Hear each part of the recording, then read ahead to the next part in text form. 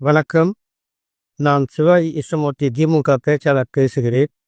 நேற்றைக்கு முன்தினம் ராயபுரம் மேற்கு பகுதியில் நடந்த பொதுக்கூட்டத்தில் கலைஞர் அவர்கள் இஸ்லாமிய மக்களுக்கும் இஸ்லாமிய சொந்தங்களுக்கும் என்னென்ன சாதனைகளை, நன்மைகளை, உதவிகளை செய்திருக்கிறார் என்று பட்டியலிடும்போது முஸ்லிம் மக்களை எப்படியெல்லாம் ஏமாற்றி அவர்களால் எனக்கு ஆபத்து இருக்கிறது என்று சொன்ன பாதுகாப்பு கேட்ட விஜய் அவர்களை தோலுரித்து காட்டுகின்ற முகமாக நான் பேசுகின்ற போது முஸ்லிம் மக்களை ஏதோ நான் இழிவுபடுத்தி விட்டதாக கருதி கொள்கிறார்கள்.